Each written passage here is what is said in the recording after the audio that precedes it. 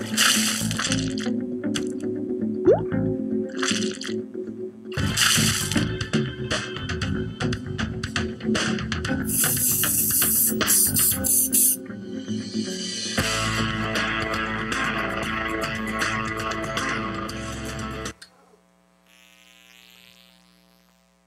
morning, everybody. It's great to be here with you this morning.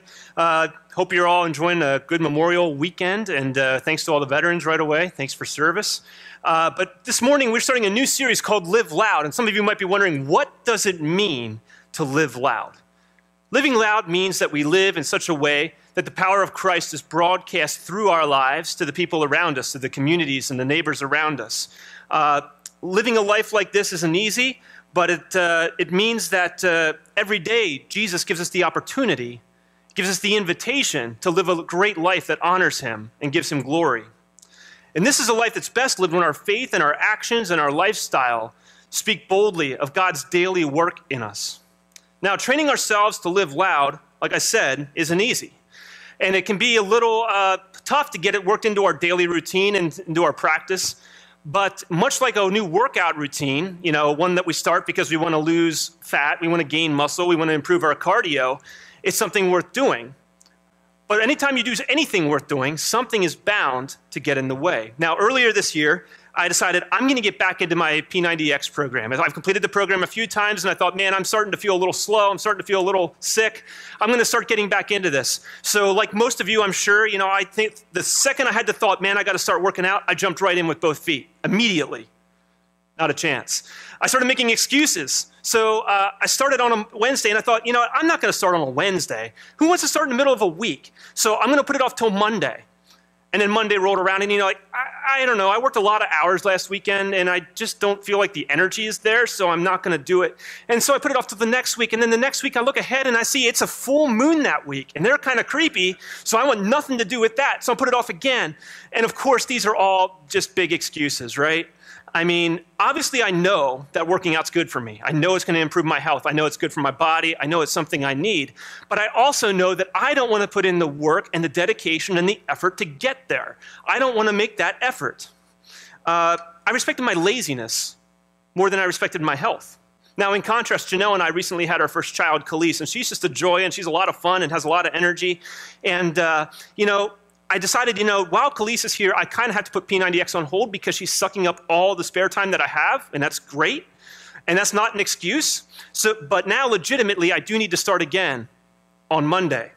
And when we're trying to improve in any area of life, we're very tempted to sort of put things off. We're tempted to delay, to make excuses, to put it off to another day. And a friend of mine once told me, and this is a really theological thought and just a very deep philosophical thing. He once told me that excuses are like armpits because everybody's got two and they all stink. And you know what? He's exactly right, because excuses can keep us from accomplishing the great things in our lives. See, excuses get in the way. They delay progress in the name of convenience. That's what they do. In fact, not only do they keep us from doing the great things that we set out to do in our lives, they actually keep us from doing just good things. Sometimes they keep us from doing anything at all. In Scripture, there's a rarely referenced story that kind of gives some examples of excuses, and just like those and just like armpits, they really stink. And this story is found in both Luke and Matthew, but we're going to start out this morning in Luke. In Luke 14, Jesus begins to share this parable. In Luke 14, 16, and 17, Jesus says, "A certain man was preparing a great banquet and invited many guests. At the time of the banquet, he sent his servant to tell those who had been invited, 'Come, for everything is now ready.' Now, in those days, it was a great honor, and much like it is today, to be invited to a wedding as a guest. But there were a few small differences. In those days, weddings tended to go 7 days, long time. And if we look at Matthew 22, a supplementary verse, we also see that this particular wedding that we're talking about today, it was actually a very high-profile wedding, which meant it could have gone even longer. And one of the highlights of a wedding like this was the wedding feast. Now, the wedding feast was a meal that was typically prepared very late in the evening, one of the nights of the wedding. And I want you to start thinking about your Thanksgiving meal, your Christmas meal, your birthday meal, and roll those all together. And some of you, I know you go to Shady Maple for your birthday and get the free meal. So I know you're thinking about a lot of food. Now, this was all catered just for you. That means no dirty dishes, no slaving over the hot stove, and you don't even have to pay. This is awesome. In fact, they even held these bigger wedding meals after harvest, so they wanted to make sure they had enough fresh food for all the guests. Pretty cool, sweet deal. But that wasn't all. The host also provided wedding clothes for everybody. Fancy, flashy, gaudy even, wedding clothes for everybody. So mom and dad, that means when your little princess got old and wanted to get married, and she decided, she was going to do this, you didn't just buy a nice wedding dress for her. You bought fancy duds for everybody. So these clothes served as sort of your wedding RSVP. You showed up, you wore these clothes, that was your ticket in. And the host of the wedding took care of all these details, every single thing. He would go through the list of guests and make sure that everyone was taken care of. So he would go and say, you know what, Aunt Mabel, she has a really big allergy to candle wax, so no candle wax. And then she would go and say, well, so-and-so, they have this gluten-free thing that they have to do, so we have to have a gluten-free menu. And then you say, well, Stu hates camels. He just can't stand them, they stink, so no camels. So he goes through this whole list. And anyone who has ever gotten married or has been involved in planning a wedding knows there's a lot of details involved, even in a modern wedding. But now imagine that all the work is done. The tables are set, the dress is bought, the decorations are ready to go, all the guests should be arriving. And we continue in Luke 14, starting in verse 18. But they all alike, these are the guests, they all alike began to make excuses. The first said, I have just bought a field and I must go and see it. Please excuse me. Another said, I have just bought 5 yoke of oxen and I'm on my way to try them out. Please excuse me. Still another said, I just got married, so I can't come. Bam, excuses. Put yourself in the shoes of this wedding host for a second. He goes to all this trouble. He lays out the red carpet for these guests, and what's the best that they offer him? Excuses. That's right, somebody said it, I heard that. I'm sure that the host of this banquet then, put yourself in those shoes, if that's you. You're gonna start thinking through these excuses. You're gonna say, I wonder if Aunt Mabel really had to do that. But anyway, he starts to evaluate these, and he thinks through the first one, and it's, I have just bought a field, and I must go and see it. Now, fields in those days were a huge deal. Today, they're still important, obviously, but they were a huge deal in Jesus' day. And owning a field meant that you could probably support yourself and your family, and they were a great source of income, and managing them well often meant the difference between being wealthy or starving. That's how important they were. And then, just as now, there's nothing wrong with making money off of your resources. In fact, that's a great trait to have, that you are making money off of those. And during the whole process of managing those fields, though, it can be really easy to get your time mixed up between how much time do I spend with my family, how much time do I spend socially, how much time do I spend on my business. The important thing to remember is, of course, that there has to be a balance between your spiritual health and your financial health. And we know this is true. After all, what good is it if you just make tons of money and you spend all your time and you slant your entire life over to the business side? And then realize after you've piled up resources for yourself and money for yourself and you've spent all this time accumulating stuff, you start to realize, but wait, I missed out on the family time. I missed out on the experiences. I missed out on the social life that make life worth living. See, in that case, you start to realize that you've missed out, actually, even though you've accumulated all this. Well, let's go back to the story. What about this guy who has this field? Now, first of all, who buys a field after harvest and goes to see it? Now, wouldn't you want to see kind of like the field with crops in it? I mean, the crops are gone. He's basically saying, I have to go look at dirt. And not only that, he's saying something to the effect of, I already paid for this field, and now I'm going to go see it. Is that how you guys bought your house? Let's buy it, and then we'll go look at it. It'll be great. And then, another problem with this is, he says, I'm going to go look at this field. And as I said, the wedding feast was held at night. So he's actually saying, let me go look at this dirt in the dark. Strange. I smell stinky excuse. And the next guy, he's even better. He says, I just bought 5 yoke of oxen, and I've got to go try them out. So please excuse me. That's what he says. Now, oxen were the work animals of the time. So if you needed plowing or pulling or carrying, you used oxen. And they were also a bit of a luxury as well, because when you had 4 oxen, you could maybe plow your field in an hour, but if you had 8, you could do it in half the time. So much like what we might do, we might drive a beater to work every day and make it in half an hour going 40 miles an hour on the interstate, but if we bought a new Porsche, we could do it in 20 minutes. Now, I'm not suggesting you do that, but to give an example. And you might say, well, it kind of makes sense. I could see why somebody would maybe put off a wedding invitation if they're going to go check these oxen out. That kind of makes sense on a practical level or on a luxury level. One could even make the argument that this guy, because he was buying 5 oxen, that's 5 yoke of oxen. It's actually 10 oxen he's buying. So this is a huge financial investment. It makes sense that he would want to make sure that these are the best oxen he could get. It would make sense that he wants to make sure that they're in peak physical condition.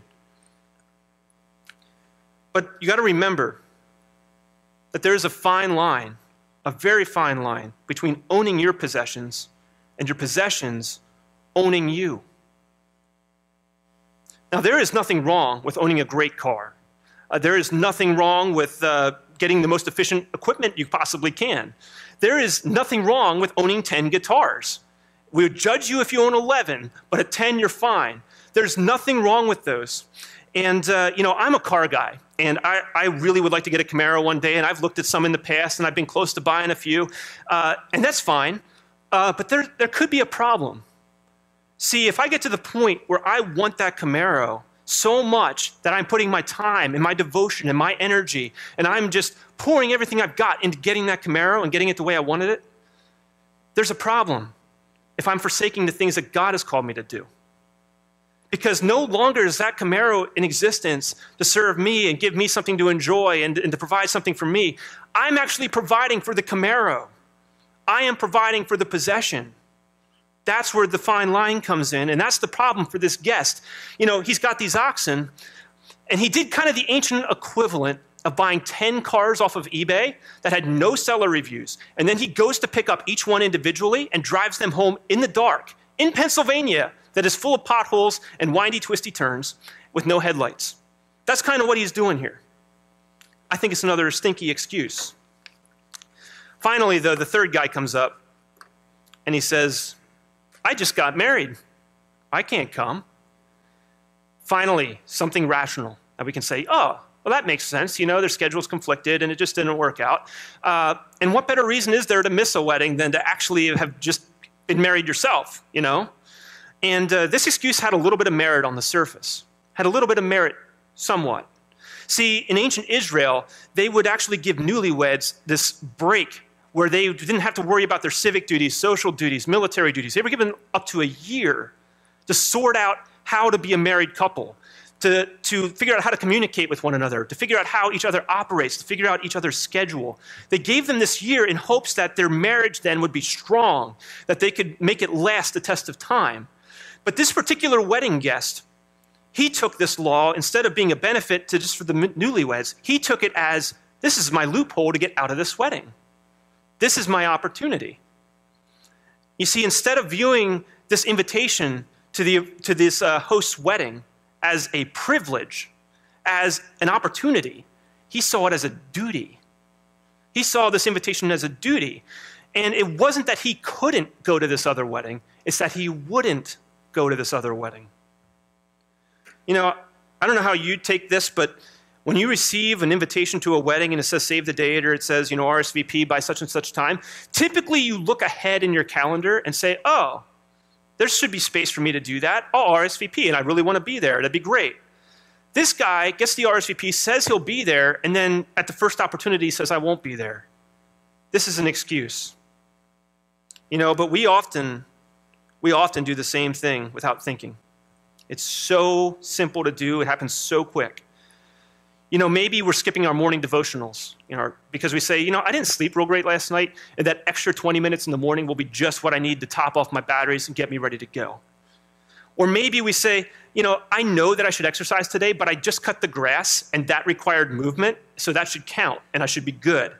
Or maybe we say, I think I'm just going to stay home and watch a spiritual program on TV rather than go to church, because it's so much more convenient, and it's very comfortable at home. And the the problem with this type of an excuse is that a loophole allows a good thing to take the place of a great thing in our lives. Getting married is a great occasion. And for the guests in this story, it was a good thing. He was getting married. He was happy about it. But what he did is he took a good thing, his own wedding, and he used it as an excuse to get out of another good thing, his relationship with this other host, this wedding host. That relationship was probably over with. And so here we have 3 different guests. And they all have 3 very different excuses as to why they don't want to go to the wedding, basically, of their lifetime. They don't want to use this invitation. What a bizarre situation. And these excuses are manufactured. They're made up. And in the end, they only end up hurting everybody involved. See, it hurts the guests first because they're missing out on a great meal. They're missing out on the relationship with the host. They're missing out on honoring this couple. But then it also hurts the couple who we haven't even talked about because they have all these guests they're expecting to come and none of them shows up to honor their wedding. It also hurts the host, perhaps most of all. It might hurt the host the most of all because that host did everything, laid out the red carpet, thought through the lives of each guest and what they would need.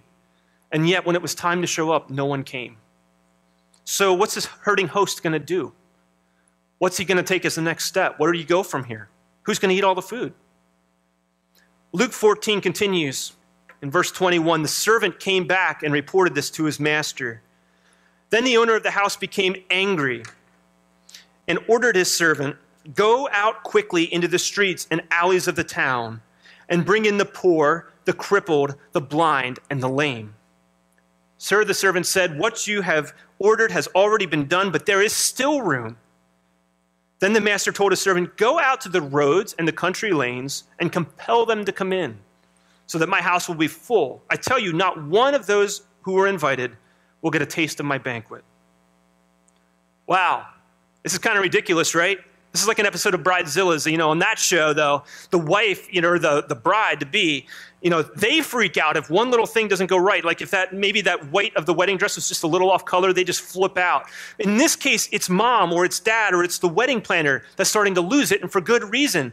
This guy says, well, if no one that I invited, if no one that I specifically catered to, if all these guests that I thought that really cared about this couple, if none of them are going to come, then I'll just take anybody, literally anyone. Now, I want you to put yourself, again, back in the shoes of the wedding host for a second. Now, let's just say that you are hosting a wedding. Maybe it's your own. Maybe it's somebody you know really well. Maybe it's your son or your daughter. And you invite 100 of what you think are their closest friends and relatives.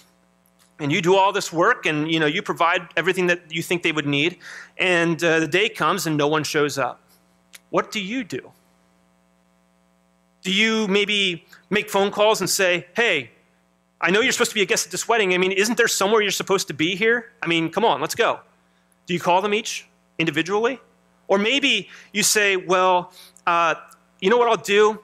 I'll offer them some money under the table to show up. Maybe you do something else entirely. Maybe what you do is what this wedding host did.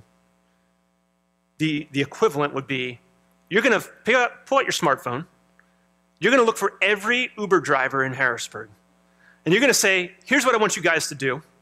I want you to drive downtown, all of you. I want you to drive around the courthouse. I want you to go to Tent City. I want you to drive all around downtown, and I want you to find every hitchhiker, beggar, and homeless person you can and invite them to this wedding. That's what he's doing here.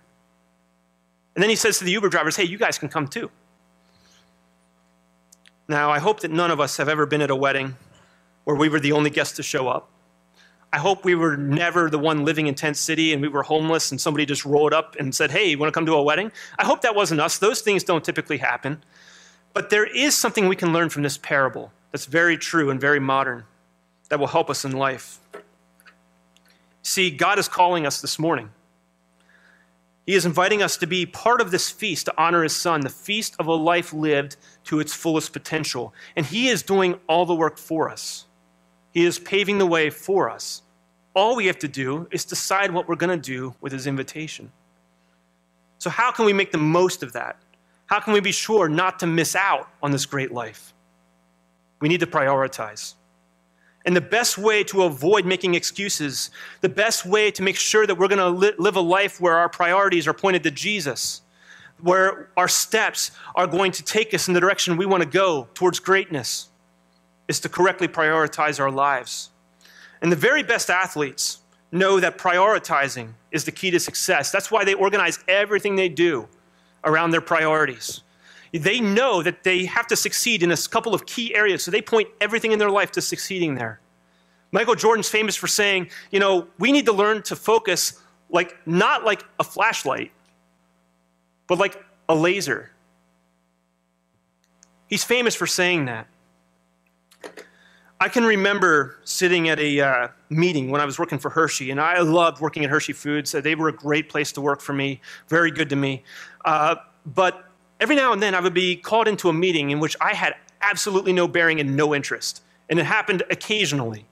And I remember just sitting in one of these meetings and being absolutely just bored to tears. I was almost literally in tears from being so bored.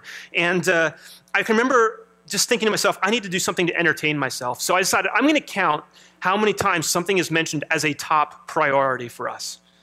So I sat there and listened to, as the sales manager sort of told us underlings, this is going to be your top priority. And then I was like, well, that's one. This is going to be your top priority. That's two. And on it went. I think there were 6. And how can 6 different things be the top priority? I think that's why we left so many of those meetings more confused and less organized than when we started the meeting. And anyone who's worked in the corporate world for a length of time probably knows exactly what I'm talking about here. But we do the same things in our lives. We're here this morning and we might say, you know what, I'm going to put God as the #1 top priority in my life. And then we say, yeah, but I also want to make the top priority of my life being a great musician. I also want to make the top priority of my life spending time with family. I also want to make the top priority of my life making a lot of money. I also want to make the top priority of my life being in great shape. And it's so easy to do that. We do that so easily. These are great things to strive for. But what happens is, even if we don't say that something is going to be our top priority, even if we don't say it out loud, we're thinking it. We're making something our top priority in different moments of our lives. And what tends to happen is, pretty soon we realize we're using one of the things we said was a top priority to make excuses for not doing something that we said was a top priority. See, making excuses isn't always done because we want to get out of work, or we want to get out of a situation, or we don't want to experience something. Sometimes we make excuses because our priorities are clashing and we don't know what to do. So we're trying to explain them away, and because there's not an easy explanation, because there's not a rational one, we have these conflicts. And sometimes even proper priorities will conflict. You'll have schedule conflicts, you'll have things come up. But when you have your priorities organized and you have them in a row and you have them ordered correctly, they'll keep you focused on the things that matter. So the question then, obviously, is how do we do that? How do we set our priorities? How do we make it so that we don't miss out on the life God has planned for us? And this is really the all-important question, not just for this story or not just for this life connection, but for our lives. Because the truth is, we need to make God's plan our plan. You got to make God's plan your plan. The only way to set our priorities right is to make Him our plan. Now, to illustrate, let's go back to our banquet story one more time. But this time we're going to change it up. We're going to go to the book of Matthew. Now, Matthew is speaking to a slightly different audience, so he uses slightly different wording to address them. And first of all, the first detail he gives us is that the wedding host is a king. That changes some things. See, these guests that were making excuses, they weren't just snubbing a wedding. They were snubbing the wedding. They weren't just snubbing a host. They were snubbing the host, the king. Matthew 22, 11 through 14 says, "But when the king came in to see the guests, he noticed a man there who was not wearing wedding clothes. And he asked, 'How did you get in here without wearing wedding clothes, friend?' The man was speechless. Then the king told the attendants, 'Tie him hand and foot and throw him outside into the darkness where there will be weeping and gnashing of teeth.' Wow, that got dark really fast. Why is the banquet host so upset about this guy not wearing banquet clothes? At least the guy showed up, right? I mean, his track record has been no one showing up. This guy shows up, but because he doesn't have the right clothes, he's kicked out. See, what happened here is this guest, he wanted to be at the wedding. He didn't have a problem being at the wedding, but he wanted to do it at his own comfort level. He wanted to do it on his terms. He was willing to go to the wedding because it didn't inconvenience him. That's the only reason. Unfortunately, in all of our lives, it can be easy to treat God's invitation exactly the same way. We'll do what God says if it's convenient. We'll do what God says if it fits with our other schedule choices. We'll do what God says if it lines up with our other activities in life. It can be easy, very easy to claim that God is number one in our lives, but do we really orient our lives in a way that would please him? Are we living the life that he prepared for us, the great life that he has set out for us? God already has a priority list in mind for your life. He has set the top 2 for you. Luke 10:27 says, he answered, love the Lord your God with all your heart, with all your soul, and with all your strength, and with all your mind. And love your neighbor as yourself. First, he wants you to put him first and pursue him with everything you've got. That means no matter what line of work you are in, no matter what your priorities are, no matter what your other activities are, no matter what else is on your schedule, you put God first. Always, all the time. That's what that means. Second, he says that we should love our neighbors as ourselves. Now, this one's 2 parts. We got to love ourselves, and we have to love our neighbors just as much.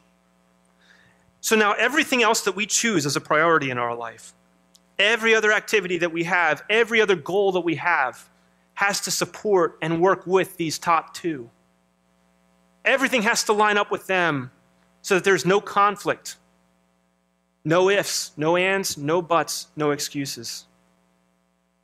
So let me encourage you. Do something that's a real challenge. I encourage you to sit down and talk with someone, your friends, talk with your family, and say, hey, what really are my priorities? What should be my priorities? Your family may have some answers that surprise you when you ask them, what are my priorities? Are your priorities leading you to the life that God wants you to have? Are they leading you to where you've always dreamed your life would end up? Or are they pointing you somewhere else? We need to do the very best we can to set these priorities because they will direct the rest of our lives, from the youngest to the oldest. Let's close this morning.